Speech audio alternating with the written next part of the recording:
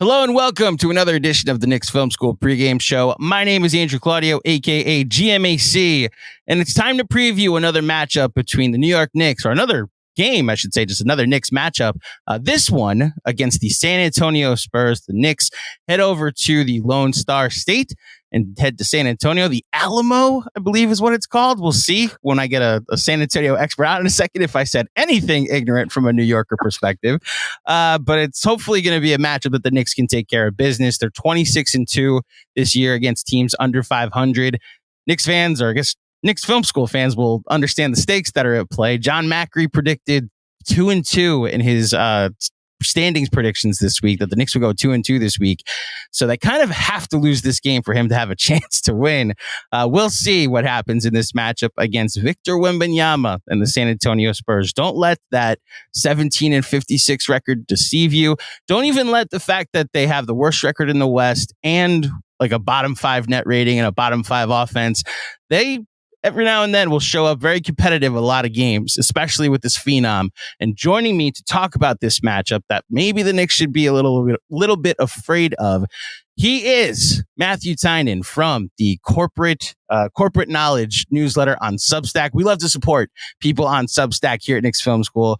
Over at that newsletter, you can find the Small Market Bias podcast. And obviously, he covers the Spurs over in San Antonio. Matthew, thank you so much for joining me. Yeah, I appreciate you having me on, man. I look forward to speaking about this. It should be a fun one. So first things first, it's like the Alamo. I nailed it, right? There's a river walk. It's like there's like a mall on it and everything. Did I nail all of that? Yeah, the Riverwalk is a big tourist attraction. Okay. The Alamo is a fort that used to be a mission, and it's right in the middle of downtown. It's another big tourist attraction. So yeah. I mean, you pretty much got it about right there. So full behind the scenes here. Mm-hmm. So a little bit about me. My dad's a pastor, and every 2 years, his denomination has like a convention called General Assembly. Mm-hmm. And growing up, every 2 years, it was always held in like a somewhat big city in the Midwest or in Texas. And one of the places, or honestly, there were 2 times that it was held in the Alamo Dome. And like the last time in the actual, I mean, there's a lot of churchgoers in this country. I'm sure you can imagine. Oh, yeah. But in that sense, they had the convention in the Alamo Dome. Wow. And the second time I went, I was like a big basketball fan at the time. I was 16. And I was like, this is great. The Spurs don't play here anymore. I kind of like to go see, at that time was the SBC Center. Yeah. And it actually worked out. This is way too behind the scenes now. My brother was 4 at the time. And it turned out when we went to just go see where the building was, there was like an event going on. And he was going through his Wiggles stage. I don't know if you're aware of who the Wiggles are. Yeah. Right. Okay, the fruit salad, yummy, the dudes with the shirts. Right. So, the Wiggles were playing there that day. So I spent that day during the convention taking my little brother to see the Wiggles in San Antonio. That's my connection to the Spurs in San Antonio outside of the 99 finals. I don't know why I decided this would be the best way to introduce this podcast, but I think it's at least a good icebreaker. Talk about a 17-56 team that, while the vibes could potentially be down in the dumps, I mean, I read all the stats. They're 3rd worst record in the NBA, worst record in the West. And yet it feels like the Wiggles are in town every night because of the hype around Victor Wembanyama and people always tuning in to see what he's doing. Did I describe that right? Does it seem like, from what you get from amongst the fan base or even the organization, the season didn't go great, but there's clearly reason to be excited? Yeah, I'm gonna have to tell these guys in the locker room that this Knicks podcaster explained them or compared them to a Wiggles concert. Listen, they sell out. Yeah, right. I mean, and yeah, despite the record, the Spurs are still selling out that arena. It's, I think there were bigger expectations when you talk to players and coaches. They made it pretty clear early on that they were genuinely trying to win this year. I think that maybe they were, and I know that I was to a certain extent, underestimating sort of the difficulty of implementing this high usage 20-year-old super unique type of offensive player into a system who obviously came in immediately and made a big impact defensively. But this was a team that didn't really have like a true focal point last year. You could go back 2 years and say DeJounte Murray was, he was one of these like 30% usage guys. So he was a pretty big focal point. But they move forward and they have to figure out how to play around this guy. And they have the youngest team in the NBA. And they not only that, but like, one thing that I didn't account for is teams would come in and they'd put a target on the Spurs back because their stars have been hearing about Wembanyama for 2 years now and asking if, like, have you seen this guy play? Is he the real deal? Blah, blah, blah. So, like, a lot of these guys will come in here. Like, I remember a night, whether it's Jokic or Giannis, and they're looking to kill this dude. So, but as the course of the season has gone on, I think the losing has gotten to a lot of fans for sure.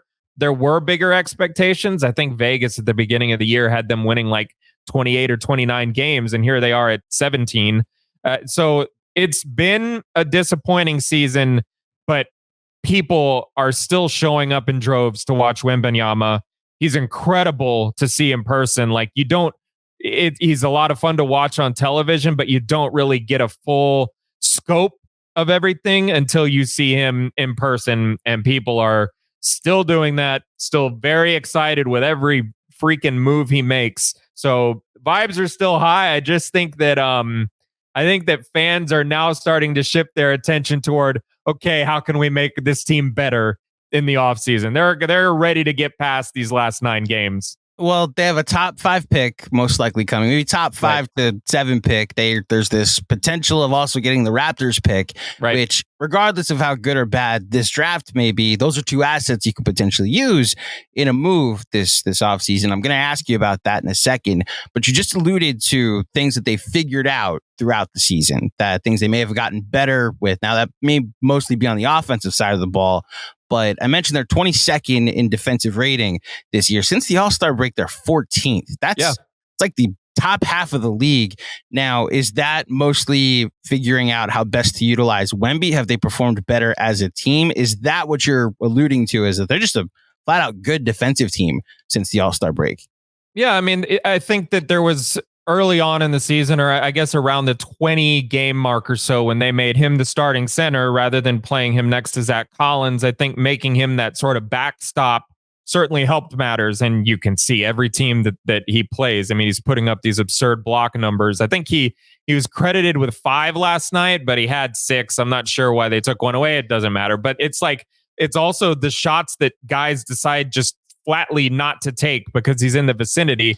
He completely changes the dynamics of the defense whenever he's back there. But honestly, man, like, a lot of the defensive improvement has been just like the guys on the perimeter getting their bleep together and like really becoming more organized and on a string. We've seen a lot of improvement even over the course of just this season from Jeremy Sohan as a one-on-one defender, defending all-stars every single night. But honestly, like, and I know that it sounds so basic, but defense is such a good defense is a product of high energy. And Popovich has talked about it in the past. Like, you're not going to see teams' best defensive efforts when they're not competing in games on a regular basis. Like, they kind of lose, the energy is sapped from them. Their focus is sapped. But the Spurs have been playing a lot better. Their net rating has been a lot better. They've been in a lot of close games. And so you see them really locking in and playing defense on the perimeter. And yeah, like I mentioned, the Wembanyama being moved to center, and he is the guy protecting the rim. That's a big part of it, obviously.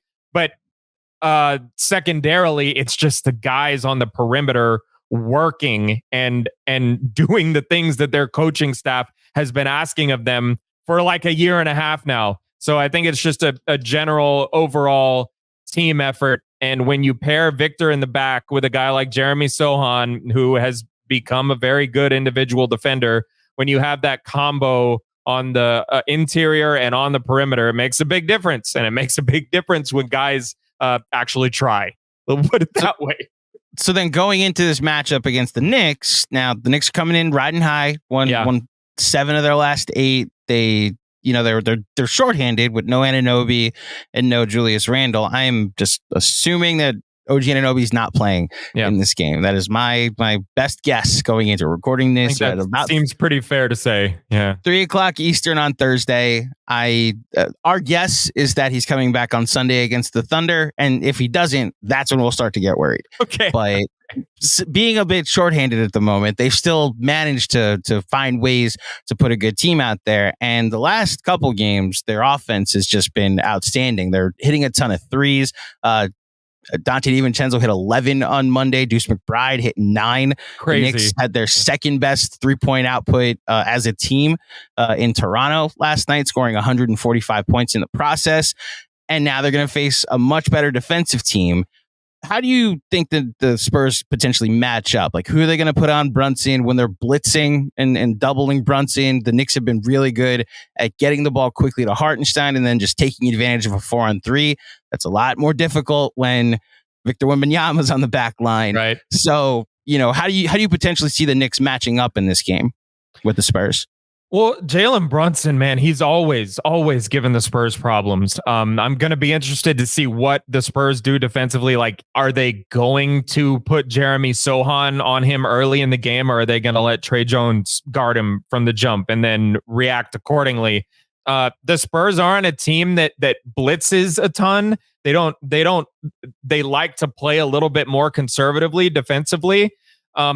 And they have learned, this was a big problem of theirs for a long time, is when dribble penetration occurred, whether it's out of the pick and roll, isolation, whatever it might be, off of handoffs, they had pretty bad habits in terms of crashing down from the perimeter and leaving shooters. But they've gotten to a point where they're trusting Wembanyama a lot more and thinking to themselves, we don't have to converge on the paint because he's there. So we can trust him to defend the rim. We can stick to our shooters more than we have.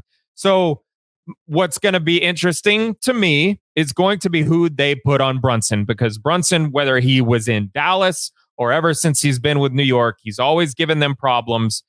I expect at some point, especially considering the absence of players that you've mentioned, that Jeremy Sohan is going to see, or Brunson is going to see Jeremy Sohan often in this game, so that the Spurs can say, look, we're going to try and just go one-on-one there and make Brunson beat Sohan on a regular basis.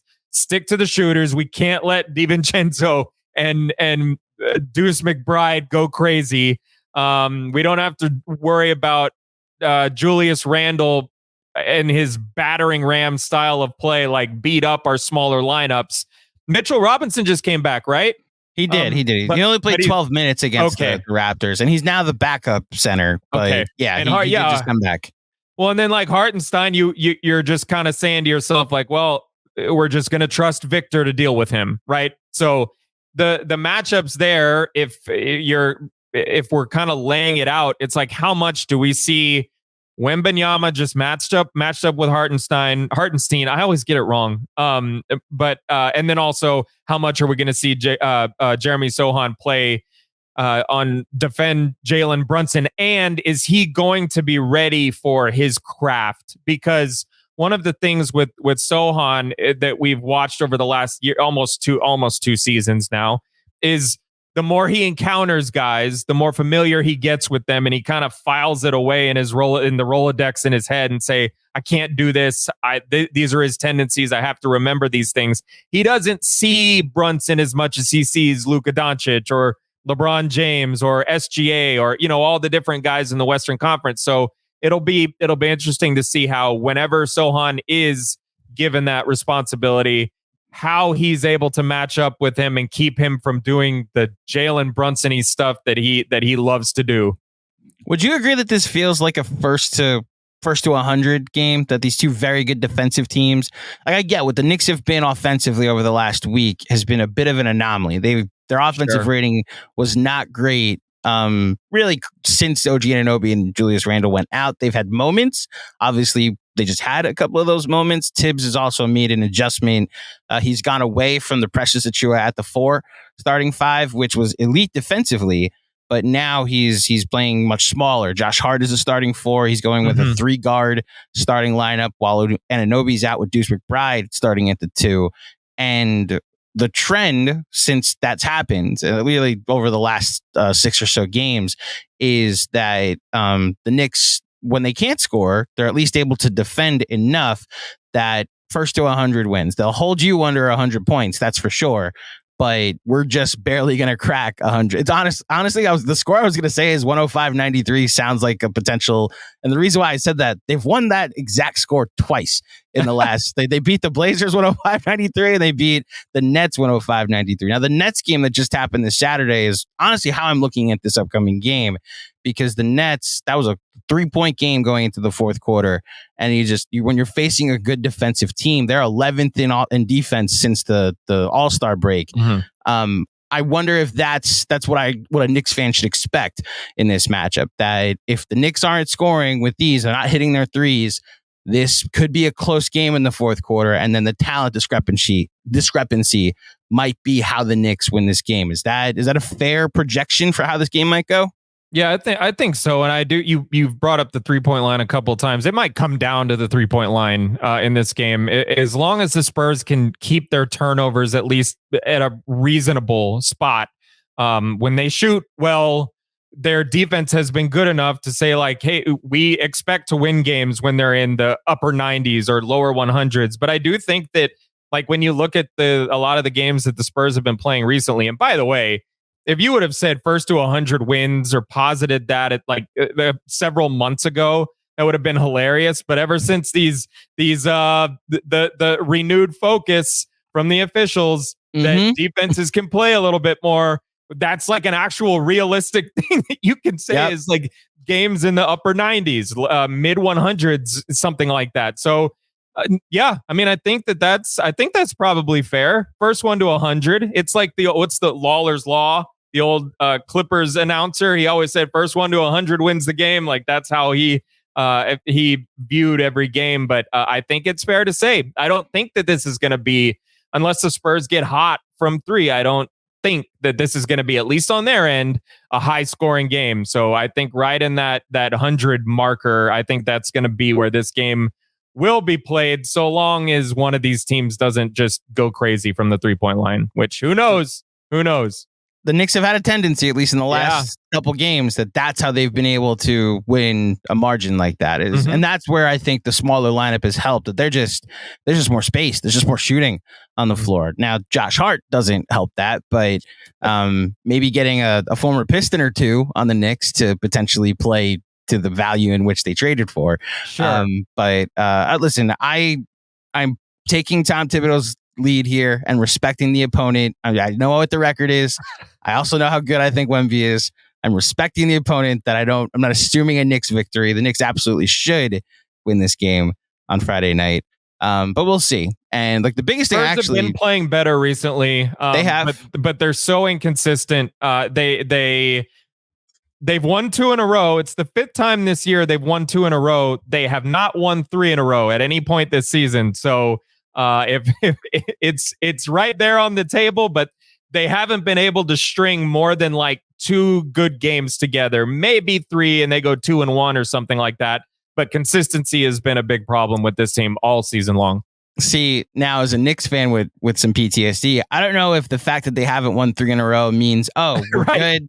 Or like, this is their due to win their 3rd straight. And of course, we're going to be the team that gives them the 3rd straight win. Right. Look, obviously, next season and beyond is the focus for San Antonio. And I know a lot's been discussed, theorized about the best way to build around Wemby going forward. And I know some public things have been said about how this year, how they just didn't really build necessarily to win this year around it. I know what the Vegas projection was. And there was also some rumors at the deadline that maybe a reunion with DeJounte Murray was on the table. And like when we had Emmanuel Quickley here in New York, we looked at the Spurs as a potential cap space team that could throw some money at him and take him away. Obviously, in Toronto, I'm pretty sure they're going to do everything to keep his restricted free agency in house. But in your opinion, what's like the biggest need as far as pairing someone with Wemby to make a run? Is it a point guard? Is it just the next, just another talented player to put with him? What direction are you looking? Yeah, I don't think it's they need so much. So I don't think that you can just really narrow it down to one specific position. And I also think that I know people talk a lot about you got to put a good point guard next to Wembanyama, all this stuff. The Trae Young rumors were going crazy for a while, and still are. Spurs fans want Trae Young. I don't know about that one, but I when you look at what Victor Wembanyama is going to become, when you sort of try to project what his role is going to be, the type of player he's going to be, this is a guy who's going to have the ball in his hands a lot. So, and yes, they need to acquire better passing guys who are more capable facilitators to not just orchestrate an offense with him in mind, but to be able to get the ball to players around him when he commands so much attention. So like you have to have playmakers. It doesn't, to me at least, doesn't necessarily have to be in the traditional mold of point guard. You just need guys who can get him the ball, get teammates the ball. But to me, more than anything, the Spurs need spacing. They need shooting. They've been a better shooting team since the All-Star break, but just in general, they've been toward the bottom of the league all season long. There are defenses, and I swear to God, I can show you a million different screen grabs or clips where Wembanyama is facing up and trying to drive, and five defenders are in the paint, and there are three shooters just dotting the perimeter waiting for him to pass. And the defense is just being like, we'll take our chances with you guys out there. So to me, more important than anything else, you just have to put guys who are capable of hitting spot up threes, scoring out of the pick and roll, cutting backdoor. You need spacing on this team. You need movement. You just can't let defenses load up against Victor Wembanyama and not pay for it, basically. Like, you have to be able to make them pay for it. And along with that, Victor Wembanyama has to become, and he's going to, we've already seen plenty of evidence that he's got this in his bag, but he's got to become a better passer. He's got to be aware of what defenses want to do to him and with him. And that's just going to come with time. But when you're talking about roster construction and the non-Wembanyama factor in this, you need more shooting. You need more shooting. You need more spacing. That is, I believe, is going to be their number one priority this offseason. So you hinted at, you just mentioned that Trae Young is a player that Spurs fans want. If you were to also take from that poll of feeling the temperature of Spurs fans, who else might be the names that have been mentioned? Because the Knicks have some free agents this offseason. Now, this may be naive of me, but it's also, I'm just following trends. Most of their free agents are CAA clients, and I feel comfortable about the Knicks re-signing CAA clients. I wonder why that is. I don't know. I couldn't tell you. But if you were to say to the Knicks fans listening, whether they should worry about, I don't think Hartenstein has a home in San Antonio because of their commitment to Wemby, and Anunoby, I'm just trusting that the reason they're bending to his wishes with how long he's taken to come back from this injury is because he knows he's getting a bag this offseason from the New York Knicks. But who are the other names that Spurs fans specifically want? Yeah, I had someone ask this in a mailbag. Like they asked, like, should we go after? This is them talking. Should we go after OG Anunoby? He's got this player option, and I'm like, look, man, I don't think the Knicks are trading for him. If they don't think that they're going to be bringing him back, paying him a whole bunch of money to stay in New York, I don't think they'd be treating him with kid gloves with this injury right now and being super careful with everything going on if they weren't going to be bringing him back. So I just can't see that being an option. I don't know who else on the team is someone that who would be like available that they'd go after. Like the one guy, and this is a dude who, for whatever it's worth, and especially considering the sort of, if you want to look at it this way, I don't necessarily look at it this way, but the potential logjam with Mitchell Robinson and Isaiah Hartenstein. Oh, Hartenstein's a free agent, huh? Zach Collins has disappointed. Charles Bassey is off injured and is. Are you concerned about that? He has a partially guaranteed contract, basically all the way through. But frankly, like with Collins' extension about to kick in, I don't think that teams are going to be, especially considering the year that he's had, which has been really rough. I don't think teams are going to be going after a guy who's like him, who's about to start making $17 million a year. So I look at the Knicks roster and I don't really see someone that San Antonio is going to go chasing down. Like I really do if the Spurs wanted to move on to a different big man situation.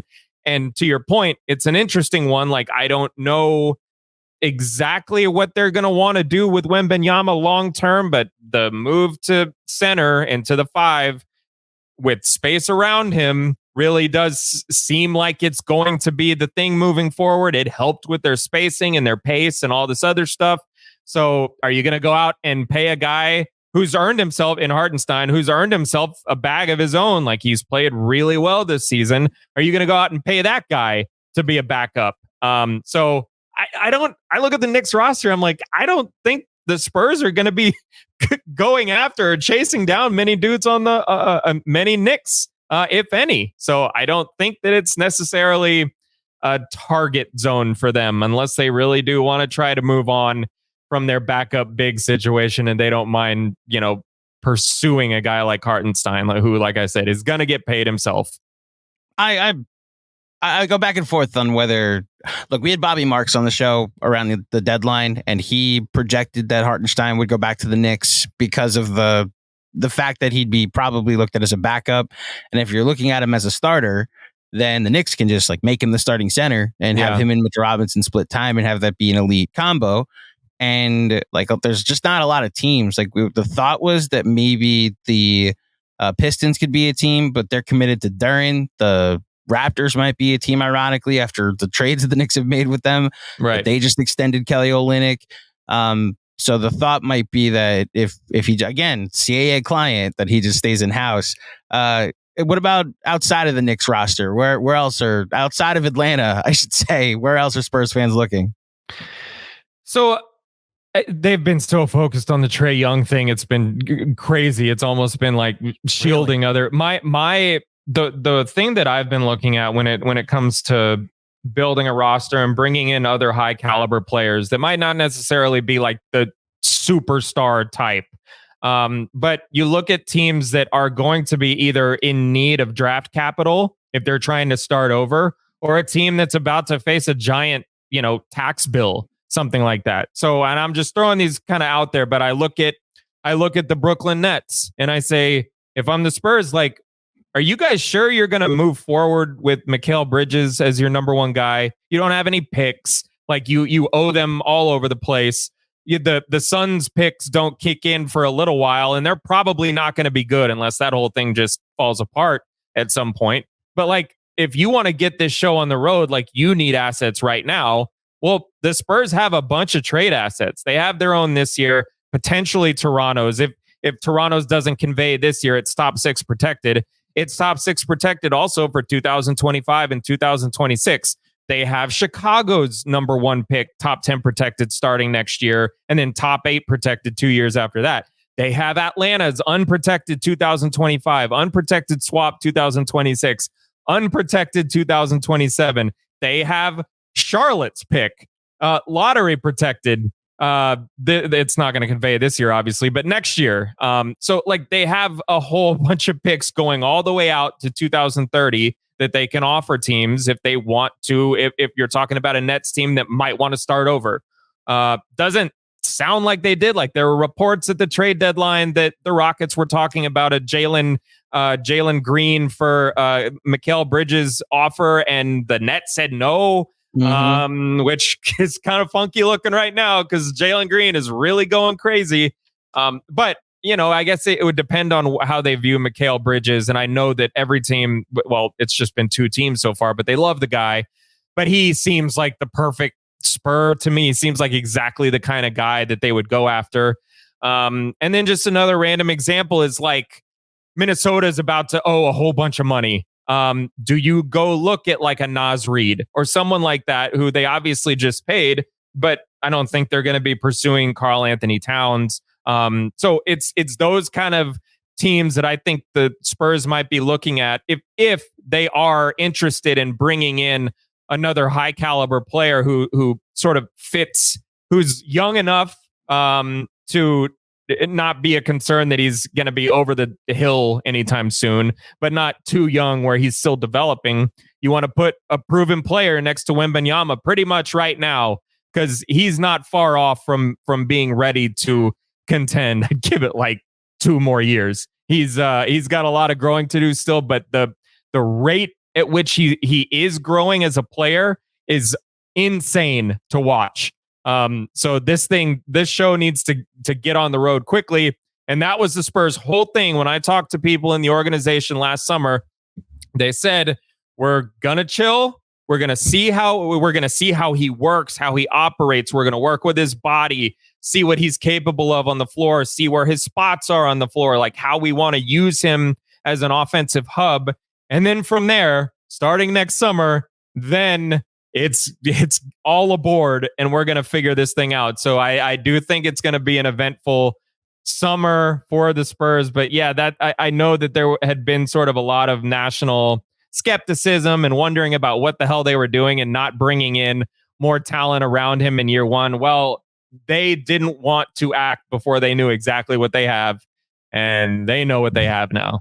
Yeah, everyone knows what they have now.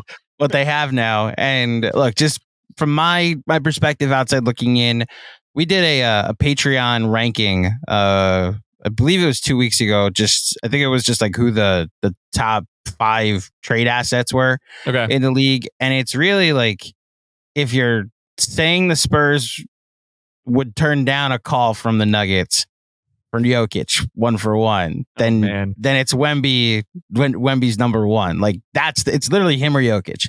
And look, I think that's a fun conversation as far as like trade value rankings is concerned. I think that's where I would also echo your sentiments that if the Spurs are looking to speed the process up and go all in next year, I don't put it past Wemby to just, suddenly they're a play-in team. Suddenly they're like playing for an 8th seed.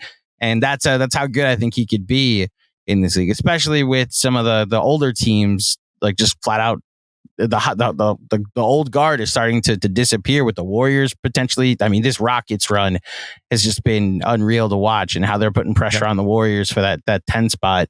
But we'll see.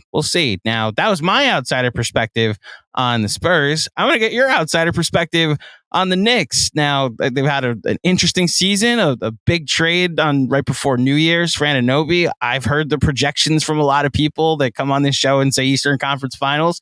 I also know my deepest, darkest fears of a first-round playoff loss. In your honest assessment, how do you view the Knicks and what they've done so far this year? It's so hard to try to visualize the final product, because I feel like we just haven't seen it. Randall's been hurt for so long. Robinson's been hurt for so long. Anunoby came in right away, and it's like, yeah, this is why you trade for this guy. But he's been hurt, these long stretches now. So I don't know. But in theory, when you see the guys that they've brought in, and the fact that they're all it's all the way they all complement each other is so perfect, and it's so perfect for Tibbs ball. Everything just seems to click and work the right way, that I could see a scenario where they could get to the Eastern Conference Finals, but I can't do that right now because of all these injuries. And even considering how well they've played and sort of weathered the storm with all the guys they've been missing, it's been incredibly impressive.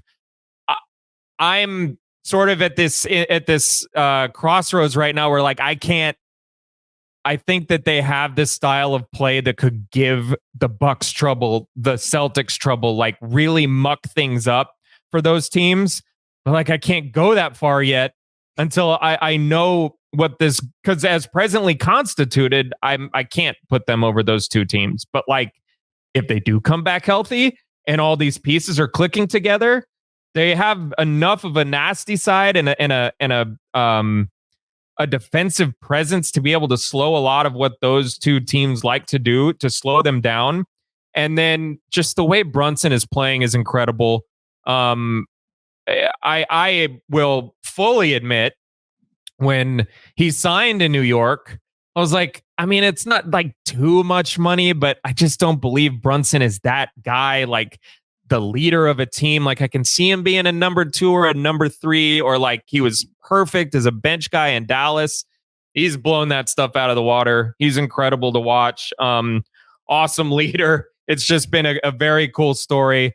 I have a lot of friends who are Mavs fans that just hate just the sight of him and what their team allowed to happen.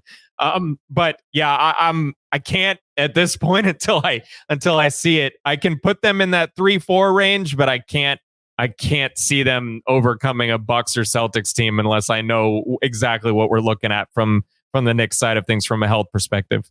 No offense taken, I promise. I think that's how a lot of us have been hedging our own projections going forward. It's that there's this team that was 12-2 with the best net rating in the sport when Anunoby got traded here.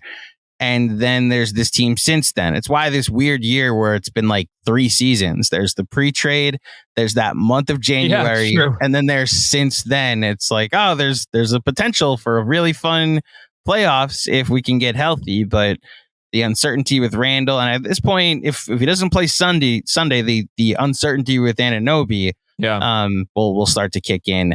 I think the most impressive part, and this, I mean, not to wax poetic about Tom Thibodeau, because I think it's been a group effort, but like they were the 4 seed when the injuries happened, because Anunoby and Randall went out the same day in January, and they're the 3 seed now. Like they've actually improved in the standings. It's been incredible. Yeah. They're like over 500 since that point. They're about, like, Anunoby came back for 3 games. They won all 3. And they're, I believe, 1 game over 500 without Anunoby since the trade. So there's a little, I mean, he's obviously created this weird curve where, like, anytime we talk about the potential Spurs matchup, not the Spurs matchup, the Bucks matchup or the Celtics matchup, I turn into Iron Man in that first Avengers movie where it's like, well, they have Tatum and they have Brown, or they have Giannis, and Dan's like, well, we have a Hulk and his name is OG Anunoby. And I'm just like, okay, I'm always going to turn to that, because every single time, like the 2 losses that they have, they're like a rebound that they didn't get away from winning 2 very close games. So, we'll see how the rest of the season plays out. Last thing before I let you get out of here, I ask every guest this before they go. It's a Mount Rushmore of rivals. Now, as a bit of a Spurs historian, I don't know, did you grow up a Spurs fan?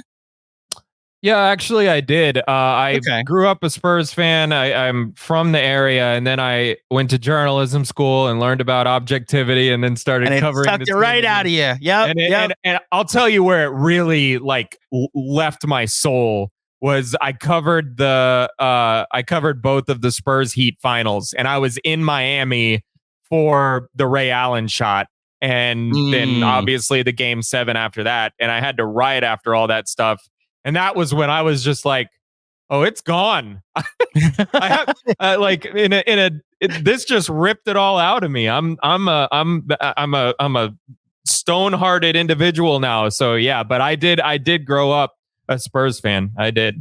So then, in your opinion, who are the 4 teams, or what are the 4 teams that would be the Mount Rushmore of rivals? Obviously, there's the 4 teams whose dates you circle on the calendar before the season. Knicks, obviously, we have a couple that are mostly here in the Northeast, but then I go down to South Beach, and the Heat are obviously one of them. There's some that's a huge Knicks, one. Yeah. Honestly, there was a stretch in the early 2000s where I looked forward to a rematch of the 99 finals when I could, even though there really wasn't much of a match. No. But you tell me who the Mount Rushmore of Spurs rivals are. It would have to be, there are 3 obvious ones to me, at least. That would be the Dallas Mavericks, the Houston Rockets, and then the Los Angeles Lakers. I feel like there would be a debate with this one. Some fans would say the Phoenix Suns because of those, D'Antoni Suns against Pop Spurs matchups in the mid 2000s, and then but the other one would be Oklahoma City. I think that one's an interesting one because there was history between them prior to when they went to the finals they only went to the finals once. When they went to the finals, the Durant, Harden, Westbrook Thunder, they beat the Spurs in 2012. And then the next year, the Spurs beat them in the Western Conference Finals and went to the finals to go on and play the Heat. It was either 2013 or 14 that they beat the Thunder. It was 14 because they won it. That was the year Durant won MVP, but the Spurs won 60 games and then won that game 6 in overtime. Yeah, right. The year before they beat Memphis in the Western Conference Finals. So that was the Mr. Unreliable year, if you remember OKC, because Westbrook got hurt, and then that's right. Oklahoman decided to plant the first seed of Kevin Durant eventually leaving Oklahoma City. That's true. So Oklahoma City was absolutely a rival at that point of the Spurs. And it was this sort of blossoming one with this young upstart team against this veteran experienced Spurs team and within close proximity of one another. And now, like, when you sort of project forward, these are the two youngest teams in the NBA. And the Chet versus Wemby thing is already real. The Thunder are modeled after the Spurs. Sam Presti comes from San Antonio. So there are all these connection points. They have a history. I would argue it's the Thunder, but I know that a lot of old school Spurs fans would probably say the Suns. My mind, though, like if I'm putting money on it, if I want to watch these four teams play the Spurs, it's Mavs, it's Rockets, it's Lakers, and it's Oklahoma City to me. I'm a bit surprised that, and maybe you could add more context to this, that the Warriors didn't even get brought up, as I mentioned, because there's that specifically that 2017 season where, Kawhi's ankle gets injured and they were up by a ton in that game. I think Spurs fans just hate Zaza Pachulia. It's a Zaza. So it's the three teams you mentioned and then Zaza's face. That's right. It's Zaza. Yeah. And, I think, who knows? Like, I feel like we were just as a basketball viewing community. Like, I think that the NBA community was robbed of like a potential all-time series there, because I'm telling you, and you never really heard the Spurs sort of talk a whole lot of crap, even behind the scenes. But like, that team felt they had a blueprint to slow down that Warriors team. And for more than a half, it was like, oh crap, they're up 24 on this team in the third quarter. Like, they might actually have something here. But Kawhi rolls the ankle. It's over. We all know what happened from there. But no, I don't, I just, the Spurs and the Warriors there weren't enough consistent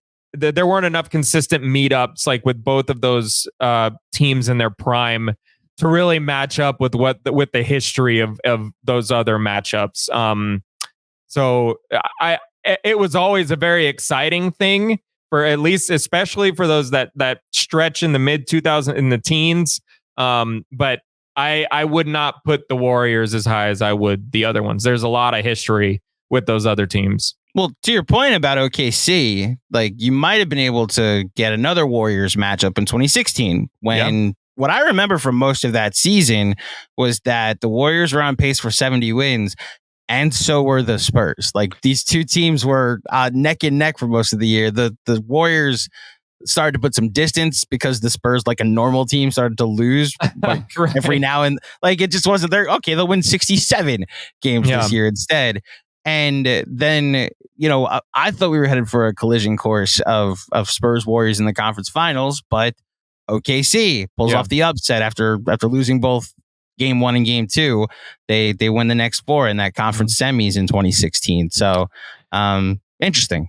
Yeah, and that Spurs team, like, and both of those Spurs teams, the one that lost to the Thunder, the one that lost to the Warriors in the Western Conference Finals, like, those teams were so good. They were just there, and especially on the defensive side of the ball. And that was like when Kawhi was really trying on that side of the ball. But their defensive ratings those 2 years were like 95, something like that. I mean, it was crazy. They were such good teams. I think one of those teams was a 61 win, 62 win team, something like that. But yeah. It could have been more. You're right. It could have been more. Yeah, I'm staring at it now because we looked up the best net ratings of all time, because that's what the Celtics are competing for at the moment. And the Spurs had a better net rating in 2016 than the 73-9 Warriors. Yeah. So there's that very good team that, we were Really robbed of potentially them playing against the Warriors in either of those years. Matt, thank you so much for joining me for this edition of the pregame pod. I'd like meeting new people in the industry that are really great. fun to talk to about the specific teams that I am not an expert on that the Knicks are about to play. We'll see how this matchup goes on Friday night. But before you get out of here, please let the fine folks at home know where they can find you and all the things that you do. Yeah, you can find and I appreciate it, by the way. I've enjoyed this conversation. But yeah, you can find my stuff on Substack, MatthewTynan.substack.com. It's the corporate knowledge newsletter. And then you can find my podcast, Small Market Bias, pretty much anywhere. So yeah, that's where you can find my stuff.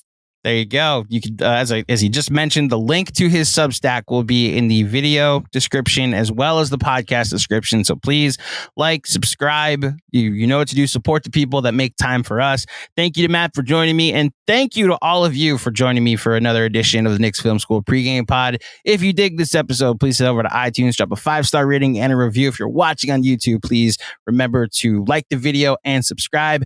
I will be back Easter Sunday morning with a new episode to preview the Knicks matchup, that primetime matchup against the Oklahoma City Thunder. Dear God, literally, I hope Anunoby rises from the grave on that day. My dad's going to be very upset that I made that reference, but I will apologize later. Until next time, thank you for listening. Thank you for watching. Enjoy the game tonight, and I will speak with you soon. Peace.